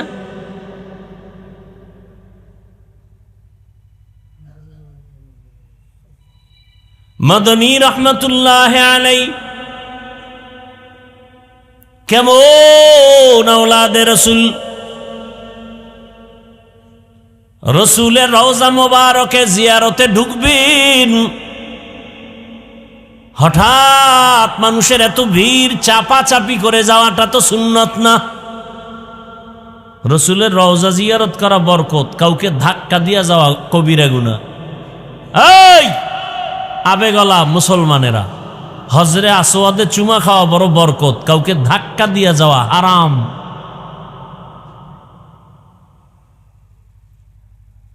সুন্নত আদায় করতে গিয়ে হারাম গুনায় লিপ্ত হওয়া যাবে না। আল্লাহ হেদায়েতের দৌলত দান করে। আওলাদে রসুল দেখলেন যে ধাক্কা দিয়ে যাওয়ার দরকার নেই, আরো পিছনে চলে আসলেন। মদিনাতুল মুনাব্বারা রওজা আতহার থেকে একটু দূরে গিয়া চুপ করে একটা নির্জন জায়গায় বসে চোখ বন্ধ করে মোরাকাবার হালাতে রসুলকে সালাম দিলেন। রসুলের রওজা থেকে আওয়াজ আসতেছে যে আমার আওলাদ, তুমি কাছে এসে যা পাইতা দূরে বসে তা পেয়ে গেছো। এই মিয়া, ওয়াজ কুরুনির ইতিহাস জানেন না? কি ওয়াজ কুরুনির ইতিহাস জানেন না কেউ? রসুলকে দেখে নাই, কিন্তু রসুলের বরকত পাইছে না পায় নাই? হ্যাঁ, আপনি দাড়ি কেটে যদি মদিনায় যাইয়া রসুলের রওজার পাশে আজীবন ঘুমান, কি সব হবে আপনার? 24 ঘন্টা আমল নামায় কবিরা গুনাহ লেখা হয়, অল টাইম। 24 ঘন্টার প্রতিটি মুহূর্ত কবিরা গুনাহ। 1 সেকেন্ডের জন্য গুনাহ লেখা বন্ধ হবে না যতদিন তওবা না করবেন। আপনি সুদের টাকায় ব্যবসা করেন, মক্কার ভিতরে গিয়ে আপনি সেজদায় পড়লেন, লাভ কি যদি তওবা না করেন? হ্যাঁ, আর যদি আপনি রসুলের সুন্নত ভালো করে আমল করেন, এখানে থেকে গরিব মানুষ যদি মদিনায় যেতে নাও পারেন, আল্লাহ পাক কুদরতের দ্বারা রসুলকে ঘুমের ঘরে দেখায় দিন। কি আল্লাহ পারেন না? আসল কি মক্কা মদিনা না সুন্নত? সুন্নত। সুন্নতের আমল করেন, এর বিকল্প কিচ্ছু নাই, কোনো চালাকি চলবে না। ওই যে আওলাদে রসুলের কথা এতবার বলতেছি, তিনি বাংলাদেশে আসছেন, বিশেষ করে সিলেটে আর চট্টগ্রামে বেশি সময় দিতেন, মাদানী রহমতুল্লাহ আলাই। তো মানুষ যাইতো আওলাদে রসুল দেখতে, তো গেলে দেখতে যায় একটু মুসাফা করে না, কি কয়, সাক্ষাৎ দেয় না? হাজারো মানুষ সাক্ষাতে যাইতেন, 2 শ্রেণীর মানুষের সাথে হযরত হাত মিলাইতেন না। কয় শ্রেণী? 1 শ্রেণী যারা দাড়ি কাটে ছাটে, এদেরকে বলতেন, এই দুশ্মনের রসুল, রসুলের কলিজায় আঘাত করো, আবার সুন্নাত আদায়ের জন্য পাগল কেন? রসুলের দুশ্মনের হাতে আমি হাত মিলাই না, যাও। আওলাদের রসুল তো, রসুলের আওলাদ তো। আর 1 শ্রেণীর মানুষের সাথে হাত মিলাইতেন না, যারা সাহাবায়ে কেরামের বিরোধিতা করে, এরাও রসুলের দুশ্মন। এরা কি? সাহাবায়ে কেরামের বিরুদ্ধে যারা ইশারা ইঙ্গিতে অন্তরে কোনো ধারণা রাখবে খারাপ, বলবে খারাপ, এরা সম্পূর্ণ বাতেল, ভণ্ড। এদের যারা বাতেল বলবে না, তারাও বাতেল। এই 2 শ্রেণীর ব্যক্তিদের সাথে আওলাদে রসুল হাত মিলাইতেন না। ও উম্মত, রসুলের আশেক দাড়িবিহীন অবস্থায় রসুলের সামনে কিভাবে দাঁড়াবে? রসুল কি লজ্জা পাবেন না? বড় আফসোস। আল্লাহ হেদায়াত না দিলে আমার বয়ান কেন, স্বয়ং রসুল বয়ান দিল, ওর কপাল খুলবে না। কি ভাই, যেই রসুলকে এক নজর দেখলে ভালোবাসার জাহান্নাম হারাম হয়ে যায়, সেই রসুলকে 13 বছর দেখছে, বয়ান শুনছে, কালেমা পড়ে নাই আবু জাহাল। আর 27 বছরের যুবক সন্তান তরবারি নিয়ে দৌড়ায় আমার নবীকে জবাই করার জন্য। রহমতের নবী চেহারা মোবারক দেখা মাত্র তরবারি ফেলে ক্ষমা চায়ার বলে, রহমতের নবী বেয়াদবি ক্ষমা করে আমাকে মুসলমান বানায় দেন। তরবারি ফালায় কালেমাওয়ালা হয়ে গেল 27 বছরের যুবক। নাম কি? এর নাম কপাল। কপাল যদি নষ্ট হয়, রসুলের বয়ানও কপালে কালেমা আসে না। আর কপাল যদি খুলে যায়, নবীজিকে জবাই করতে গিয়াও কালেমাওয়ালা হয়ে যায়। কপাল যদি খুলে, এক কথায় বান্দার হেদায়েতের দরজা খুলবে। আর কপাল খারাপ হলে হাজারো বয়ান শুনবে, এক বয়ানও তার সিনার মধ্যে ঢুকবে না। বলবে হুজুরেরা তো এরমই কয়। বয়ানের ফলাফল কি? হুজুরেরা তো এমনই কয়। বাদ দাও, হুজুরদের বয়ান হুজুরদা করবে, আমাদের চলা আমরা চলব। আমি তো প্রায় মাহফিলে ইদানিং বলি, আমাদের ওলামায়ে কেরাম যদি মাঠে ময়দানে কথা না বলতেন, সোনার বাংলাদেশটা বেশ্যাখানা হয়ে যেত বহু আগে। দেখেন না, এত বয়ানের পরেও তসবিহ গুনতেছে বাঙালিরা। আসবে কবে সেই ভোটের আগের রাত, টাকায় বিক্রি হয়ে যাব কুত্তার মতো। বাজারে একটা মুরগি কিনতে গেলে লাগবে ভালো মানের 1000 টাকার মতো, ভালো মানের একটা ছাগল কিনলে লাগবে 20,000 টাকা, ভালো মানের একটা গরু কিনলে লাগবে 1 লাখ। সোনার বাংলার আশরাফুল মখলুকেরা বিক্রি হবে ভোটের আগের রাতে বাজার দরে 500 টাকা। তার মানে ছাগলের দামেও নাই, ও ছাগলের চেয়েও খারাপ, ও গরুর চেয়ে খারাপ, ও শুকর চেয়ে খারাপ, ও কুকুর চেয়েও খারাপ। টাকায় কুকুর বিক্রি হয়, পশু বিক্রি হয়, অমানুষ বিক্রি হয়, মানুষ টাকায় বিক্রি হতে পারে না। যারা টাকায় বিক্রি হবে ভোটের আগের রাত্রে, ওরা মানুষ না, ওরা অমানুষ। আল্লাহ কোরআনে কি বলছেন?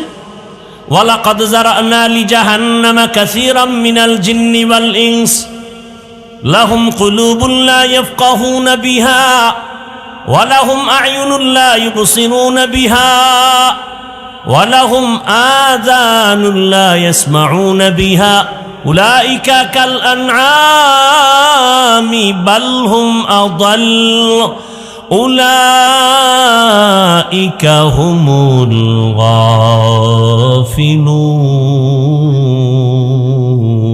গাফিলুন।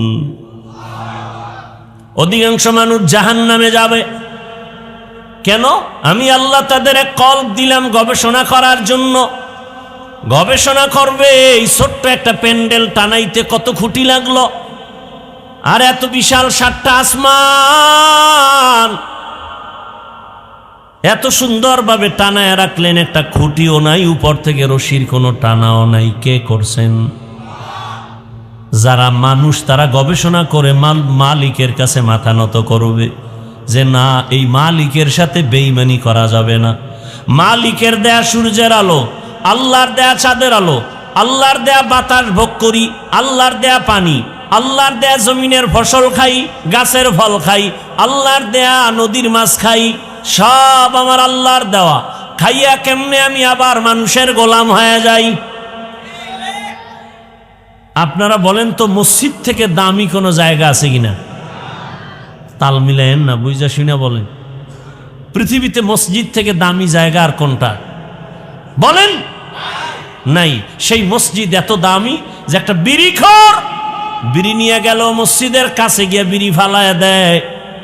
এত দামি জায়গা দেখেন না তো? আমি দেখছি মসজিদের সামনে দিয়া রোডের পাশে হিন্দুরা হেঁটে গেল, মহিলারাও মাথায় কাপড় টানে।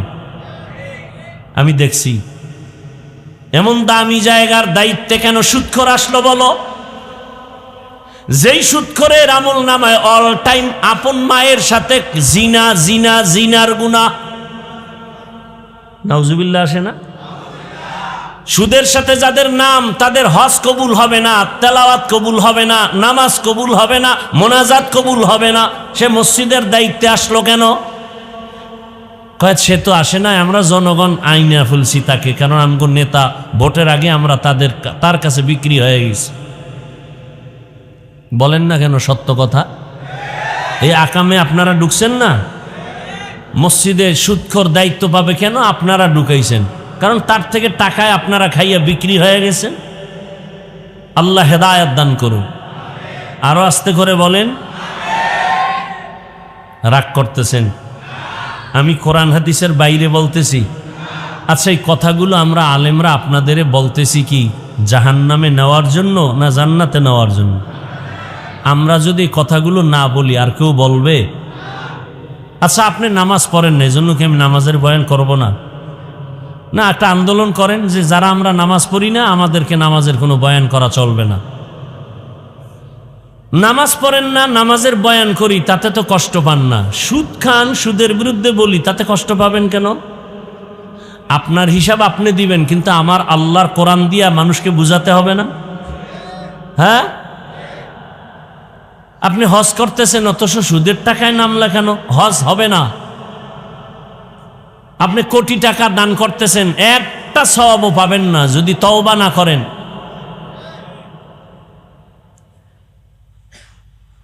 হ্যাঁ, এই জন্যই তো বললাম ইসলাম হাওয়ায় চলে, হাওয়ায়। বাস্তবে ইসলাম নাই বললেই চলে। আবার চাপাবাজি করে নামাজ না পড়লে কি হবে? আমাদের দিল পরিষ্কার। কত বড় বেপরোয়া আল্লাহর দুশ্মন। আল্লাহর ভয় থাকলে এটা বলতে পারে না কখন। আল্লাহ হেদায়েত দান করুন। ও যুবক বাবারা,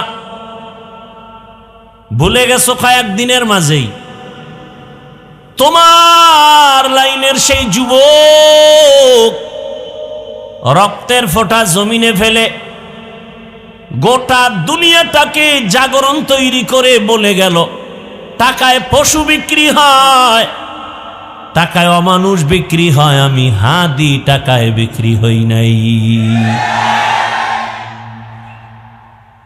আর তুমি রাত্রে আকাম করবা, মোবাইলে এমবি নাই, টাকা দরকার, এমবি দরকার। কই বাবা এই রাইতে টাকা খুঁজা টুইজা দুইজন বাইর করছো, আব্বা আর মা। বাস, মায়ের মানি ব্যাগে টাকা নাই, বাবার টাকা নাই, নিলকে চোরে, চোরকে নিজের রক্তের সন্তান। এই টাকা নিয়ে করে কি? এমবি ঢুকায় সারা রাত জেনা করে। জেনা, চোখের জেনা, হাতের জেনা, জবানের জেনা, অন্তরের জেনা, সারা রাত। যেই পরিমাণ গুনাহ হয়, উচিত ছিল ঘুমের মধ্যে ঘরের উপরে ঠাডা পড়া। শুধু মুহাম্মদের উম্মত হওয়ার কারণে আল্লাহ হেফাজত করেছেন। কিন্তু চিনলা না সে রহমতের নবী কত দামি, চিনলা না। তুমি রসুলকে মোহাব্বত করো, আমিও তো করি। আমার মোহাব্বতের কারণে আজ আমাকে গোটা দেশের মন্ত্রীও যদি বানায়, আমি তো জীবন চলে যাবে, দাড়ি কাটবো না, আমার রসুলের মোহাব্বতের কারণে। আমার রসুলের মোহাব্বতের কারণে তো আমি টুপি ছাড়বো না। আমি জানি এ টুপির কারণে বহু গালি শুনছি, আমি দাড়ির কারণে আমরা অনেক মানুষের গালি শুনি। এরপর রসুলের মোহাব্বতে দেশটাকেও যদি আমাকে দিয়ে দেয়, সব আগুন দিয়ে জ্বালায় দিব, রসুলের কলিজা আঘাত দিয়ে দাড়ি কাটবো না। আর তোমার যদি পাও ধরি, তুমি দাড়ি রাখবা না, আবার দাবি করো রসুলের আশেক। তুমি দাড়ি কামানেওয়ালা সুদখোর। রসুলের আশেক যদি হও তো এদেশে আর ভণ্ডকে, আমরা ভণ্ড। তোমরা দাড়ি কামানেওয়ালা যদি রসুলের আশেক হও তো আমরা দাড়ি টুপিওয়ালারা ভণ্ড। আফসুস, বড় আফসুস।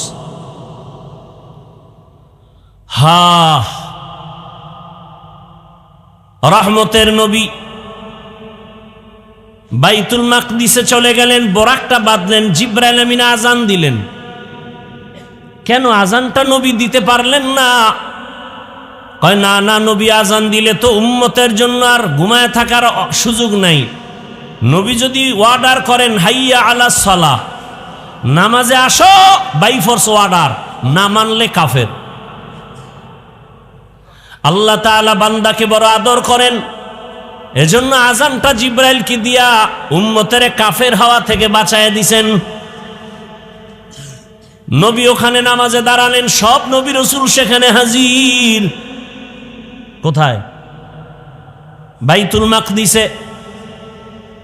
এখন কেউ প্রশ্ন করবে, হাফিজ ভাই মজার একটা পয়েন্ট পাইছি, সব নবী রাসূল বাইতুল মাকদিসে যদি হাজির হতে পারেন, তাহলে আমগো তিতাসে মদিনার নবী কেন আসতে পারেন না? মহাপণ্ডিত মুফতি সাহেব বয়া রইছে ফতুয়া লইয়া, সব নবী রসুল যদি বাইতুল মাকদিসে আমার রসুলের আগমনে আসতে পারে, তাহলে আমগো মদিনার রসুল কেন তিতাসে মিলাদে আসতে পারে না? এই আকাম্যা কিছু আল্লাহর বান্দা আছে না নাই? আল্লাহ হেদায়াত দান করুন। এ কথার জবাব কি মনে করেন আমাদের কাছে নাই? দেওয়ার সময় নেই। ভাই নামাজ কয়টায়? কত? আমাকে বলতে হবে তো কয়টায় পড়বেন, ওইভাবে আমি তো ছেড়ে দিতে হবে। হ্যাঁ, এলো একটা কিলাকিলি করেন, একদল 45 আর একদল 1.5, একটা লাগান শুরু করেন, জমুক এলাকায় লাগছে নামাজ লইয়া। হায় হায় হায়, এই মুহূর্তে কিলাকিলি করতে পারলেই তো শান্তি। সামনে নির্বাচন। ভাইরা আমার, রহমতের নবী বাইতুল মাকদিসে 2 রাকাত নামাজের ইমামতি করলেন।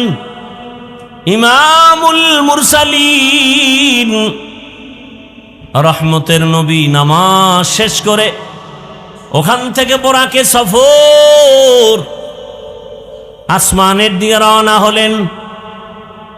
রহমতের নবী 1 আসমান, 2য় আসমান, 3য় আসমান, 4র্থ, 5ম, 6ষ্ঠ, 7ম আসমান ভেদ করলেন। প্রত্যেকটা আসমানে 2টা দরজা পেলেন। এক একটা দরজা জমরা দেখুত পাথর দ্বারা বানানো। সব দরওয়াজার ভেতরে তালা লাগানো, নূরের তৈরি তালা। রহমতের নবী ঢুকলেন, এরপরে 7 আসমানের উপরে চলে গেলেন। রহমতের নবী 7 আসমানের উপরে গিয়ে দেখেন একটা সুন্দর নূরের ঘর, বাইতুল মামুর। 70,000 ফেরেশতার কাফেলা বারবার তাওয়াফ করে।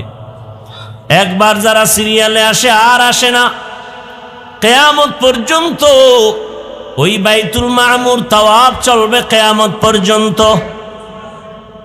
ভাইরা আমার, কিয়ামত পর্যন্ত তাওয়াফ চলবে। 70,000 করে একবার যারা সিরিয়াল পাবে, কিয়ামতের আগে আর পাবে না।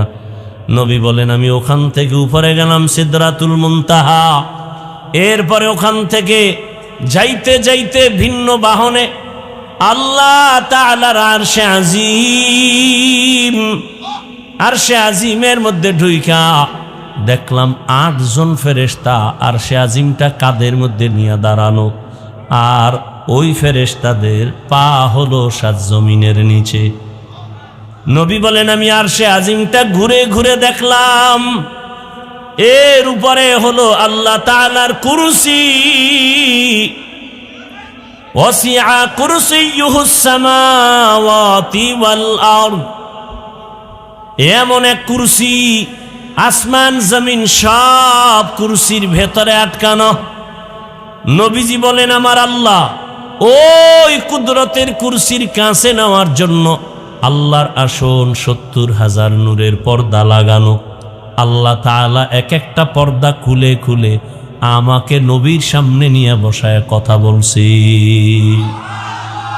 রবের সামনে আমি বসে কথা হলো। আল্লাহ বলেন, ফাআওহা ইলা আবদিহি মা আওহা।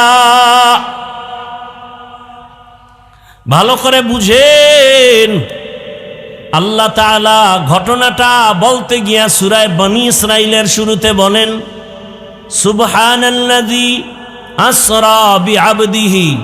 ভ্রমণ করাইলাম আমি আল্লাহ। কাকে? আমার বান্দাকে। এখানে বান্দা মানি রহমাতুল্লিল। এখান থেকে কয়েকটা পয়েন্ট আমাদের খুব বুঝার দরকার, যদিও সময় নাই, একটা পয়েন্ট বলব। কোরআনে হাকিমে আল্লাহ পাক নবীদের যাদের নাম নিছেন, সম্বোধন করছেন নাম নিয়া নিয়া। ওমা তিলকা বিয়ামিনিকা ইয়া মূসা, ইয়া নূহ, ওয়া নাদাইনাহু ইয়া ইব্রাহিম।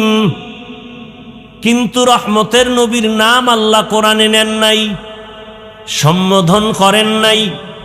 বরং আমার রসুলকে আল্লাহ যতবার সম্বোধন করছেন, দামি দামি দামি দামি শব্দ বলেছেন, কিন্তু নাম বলেন নাই। ইয়া আইয়ুহাল মুজাম্মিল কুমিল লাইলা ইল্লা কালিলা, ইয়া আইয়ুহাল মুদ্দাসসির কুম ফাআনজির, ইয়াসিন, তাহা। নবীকে দামি দামি শব্দ বলে সম্বোধন করেছেন। ওমা আরসালনাকা ইল্লা রাহমাতাল লিল আলামিন, ইন্না আরসালনাকা শাহিদাও ওয়া মুবাশশিরাও ওয়া নাযীরা। দামি দামি শব্দ বলে নবীকে সম্বোধন করেছেন। লাকাদ কানা লাকুম ফি রাসূলিল্লাহি উসওয়াতুন হাসানাহ। ইন্না আতাইনাকাল কাউসার। তাহলে নবীর নাম না নিলেও দামি দামি শব্দ বলছেন, যেগুলো বিশ্লেষণ ছাড়া বুঝে আসে না। নবী রহমাতুল লিল আলামিন, নবী শাহেদ, নবী বাশীরা ওয়া নাযীরা, এগুলোর ব্যাখ্যা বড় কঠিন। নবী কাউসারওয়ালা। কিন্তু নবীর জীবনে দুইটা সফর হয়েছে, অলৌকিক এবং আশ্চর্য ধরনের, ইতিহাস শ্রেষ্ঠ সফর। এক সফর জমিনে, আর একটা সফর হলো আসমানে। যেই আসমানের সফরটা মানুষ এখনো বিশ্বাস করে না, অনেক বেঈমানেরা মেরাজের সফরটাকে বিশ্বাস করতে পারে না। সেই সফরের ঘটনা বর্ণনা করতে গিয়া আল্লাহ পাক নবী দামি দামি কোনো শব্দ বলেন নাই, নরমাল একটা শব্দ বলেছেন, বান্দা। কি বলছেন? বান্দা। এটা কত নরমাল। হিন্দুরাও বান্দা, ইহুদিরাও বান্দা, খ্রিস্টানও আল্লাহর বান্দা, আমরাও বান্দা। আল্লাহ কয় আমার হাবিব তিনিও আমার বান্দা। মেরাজের ঘটনার ক্ষেত্রে আল্লাহ রসুলকে বান্দা শব্দ বললেন কেন? এত নরমাল বললেন কেন? বরং আরো দামি শব্দ বলবেন। নরমাল শব্দ বান্দা বলার 4 কারণ। কয় কারণ? এর 1 নাম্বার কারণ, নবী নিজেকে বান্দা বলে তৃপ্তি পান, খুশি হন। তা রসুলের আশেক তো আমার আল্লাহ, আমার রসুল বান্দা বললে খুশি হন।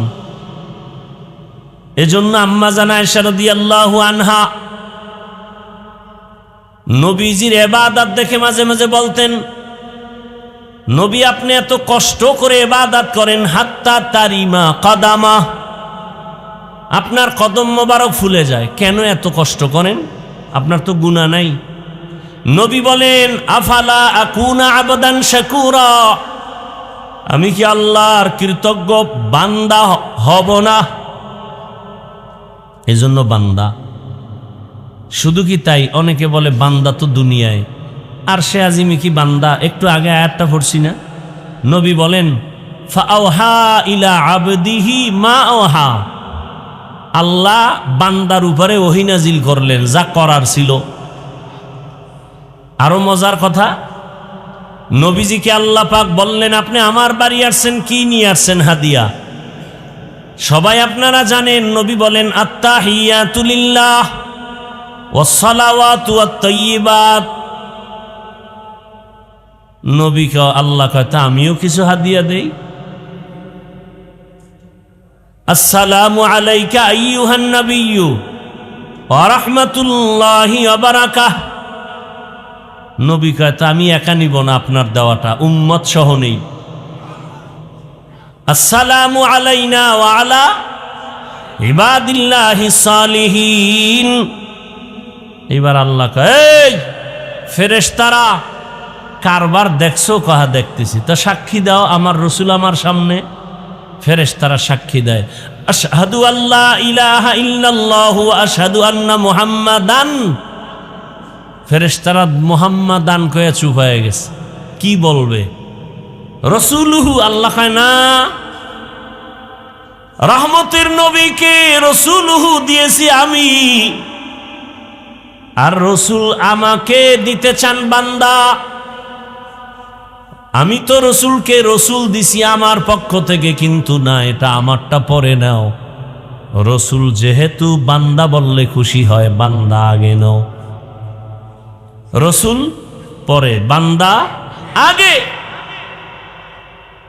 ফেরেশতারা পরে কি বলল? আবদুহু ওয়া রাসূলুহু। আমার মুহাম্মদ প্রথমে বান্দা, এরপরে রসুল।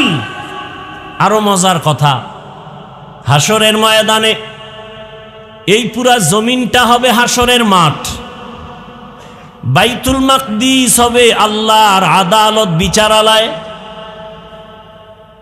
সেদিন আল্লাহর প্রিয় বান্দাদের আল্লাহ ডাকবেন, সূর্যের গরম লাগাইও না, তোমরা আরশে আজিমের নিচে গিয়া ছায়ায় আশ্রয় নাও। ইয়া আইয়াতুহান নাফসুল মুতমাইন্নাহ ইরজিই ইলা রাব্বিকি রাদিয়াতাম মারদিয়াহ ফাদখুলি ফি ইবাদি ওয়াদখুলি জান্নাতি। আল্লাহ নফসে মুতমাইন্না যারা, গুনাহমুক্ত যারা, এগো ডাকবেন, আসো জান্নাত পরে, আগে আমার বান্দাদের কাফেলায় ঢুকো, আগে আমার প্রিয় বান্দাদের কাফেলায় ঢুকো। ফাদখুলি ফি ইবাদি, আমার বান্দা, আমার আহলুল্লাহ, আমার আহাল যারা, কোরআনওয়ালা, রসুলের আদর্শওয়ালা, গুনাহমুক্ত যারা, আল্লাহর খাস ওলি, এদের কাফেলায় ঢুকো। এরপরে রহমতের নবী তোমাদের নিয়ে জান্নাতে গিয়া তালা খুলবেন। আগে আমার বান্দাদের কাফেলায় ঢুকো, তারপরে জান্নাতে যাও। তাহলে আগে জান্নাত না বান্দা? রসুলকে বান্দা বলছেন আমার আল্লাহ 4 কারণে। কয় কারণে? এক কারণ বললাম, আর একটা কারণ সামান্য ইঙ্গিত দিয়ে গেলাম, সেটা হলো বান্দার সাথে আল্লাহর সম্পর্কের নাম ইবাদত। আল্লাহর সাথে আমাদের সম্পর্কের নাম কি? ইবাদত। ইবাদত যারা করে তারা আবেদ বা আবদ, বান্দা। যার ইবাদত করে তিনি হলেন মাবুদ। তাহলে আসল সম্পর্ক আল্লাহর সাথে আমাদের ইবাদতের দ্বারা। যারা ইবাদত করি আমরা বান্দা, যার ইবাদত করি তিনি মাবুদ। আর পৃথিবীতে একমাত্র শ্রেষ্ঠ ইবাদত করনেওয়ালা আমার রসুল। আমার রসুল সারা রাত নামাজে কাটাইতেন, পা ফুলে যেত। ইশরাক, আওয়াবিন, তাহাজ্জুদ কোনোটা বাদ নাই। এজন্য আমার রসুলকে আল্লাহ বান্দা বলেছেন। আরো 2টা কারণ আছে। তো যাই হোক, মেরাজ থেকে আল্লাহর রসুল হাদিয়া নিয়ে আসছেন। উল্লেখযোগ্য হাদিয়া হলো 5 ওয়াক্ত নামাজ। নবীজি বলেন, বাইনাল আবদি ওয়া বাইনাল কুফরি তারকুস সালাহ। মুমিন আর বেঈমানের ব্যবধান হলো নামাজ। বেঈমানেরা নামাজ পড়ে না, মুমিনেরা নামাজ ছাড়ে না। বলেন তো ফরজ নামাজ কত ওয়াক্ত? 5 ওয়াক্ত। সপ্তাহে 1 দিন। কয়দিন পড়েন না কেন? কপাল এমন পড়া পড়ছে যে জুমায় আইসা ও পুরা নামাজ পড়ে না। কপাল পুড়ছে তো। সালাম ফিরাইলে দৌড়। পৃথিবীর কোন মুফতি বলতে পারবে? আর দাঁড়ান, সামনে আনেন তো, যে জুমার দিন ইমামের সাথে 2 রাকাত পড়লে আর নামাজ লাগে না। একজন মুফতি দেখান তো। হ্যাঁ, কিছু আউলা জাউলা ফতুয়া শুনছি যে জুমার দিন আগের সুন্নত লাগে না। এটাও একটা বিভ্রান্তকর ফতোয়া। কিন্তু সালামের পরে গিয়া 4 রাকাত সুন্নত লাগবে না বলে পৃথিবীতে একজন আলেমের কথা বলেনি। আপনারা সালাম ফিরাইলেই দৌড় দেন কেন? আজরাইলে টানে না শয়তানে টানে? সিনেমা হলে যাবেন, পাগল হয়ে গেছেন না? অধিকাংশ মুসল্লিরা জুমার নামাজের পরে, বিশেষ করে শহর এলাকায়, সিনেমা হলে যায়। কই যায়? শুনতে একটু খারাপ লাগে, আসল সিনেমা হল না, মিনি সিনেমা হল, বিবাহের অনুষ্ঠান। কথা কয় না? সিনেমা হলে যা হয় আপনাদের দেশের বিয়ার অনুষ্ঠানে কম হয়? ভিডিও, নাচ গান হয় না হয় না? তো সিনেমা হলের বাকি কি? হ্যাঁ, ওই আমি উত্তরা গুলশানে জুমা পড়াই, সব মাতাওয়ালা। বলছি খবরদার ভুলেও আমাকে সিনেমা হলে দাওয়াত দিবেন না। দাওয়াত দিলে পরের জুমা থেকে আমি বিদায়। এখন আমনেরা পারবেন না, কারণ চাকরি শেষ। কারণ শিয়ালের হাতে মুরগি দেওয়া তো। শিয়ালের হাতে মুরগি দিলে যা হয়, মাদ্রাসা মসজিদের চাবি সুদখোর বেনামাজির হাতে দিলে তাই হয়। আল্লাহ হেদায়াত দান করুন, আল্লাহ হেদায়াত দান করুন। শিয়ালের হাতে মুরগি দেওয়া যাবে? জিবরাইল আমিন দিছে না আপনারা দিছেন? কালকে বয়ান করছি ঢাকায়, ওই কথাটা বলে এখন শেষ করি। আমাকে বয়ান যারা পুরাপুরি নিয়ত করছেন যে অন্তত নির্বাচনের আগ মুহূর্তে মানা যাবে না, মানে ভোটের আগের রাত্রে ওই টাকার পায়খানা খেতেই হবে, তাদের কাছে আমার একটা বিনয়ী অনুরোধ, খাইলে বেশি খাইয়েন, খাবেনই যেহেতু, জাহান্নামে যাবেনই যেহেতু, তবে জনমের মতো খাবেন, তবে ওই টাকাওয়ালা 2 নাম্বারওয়ালাদের ভোট দিবেন না। পারবেন? 1 নাম্বার মানুষকে ভোট দিবেন, 2 নাম্বার মানুষকে ভোট দিবেন না। ঠিক আছে তো ইনশাআল্লাহ? আল্লাহ আমাদের বুঝার আমল করার তৌফিক দান করেন, ভুল ত্রুটি আল্লাহ ক্ষমা করে দেন। সুবহানাল্লাহি ওয়া বিহামদিহি, সুবহানাকাল্লাহুম্মা বিহামদিকা, আশহাদু আল্লা ইলাহা ইল্লা আনতা আস্তাগফিরুকা ওয়া আতুবু ইলাইক। দাঁড়িয়ে কাতার সোজা করেন, এরপরে নামাজের জন্য প্রস্তুতি নেন। সুন্নতের অর্ডার না দিলে সুন্নত পড়বেন না, আগে কাতার সোজা করেন।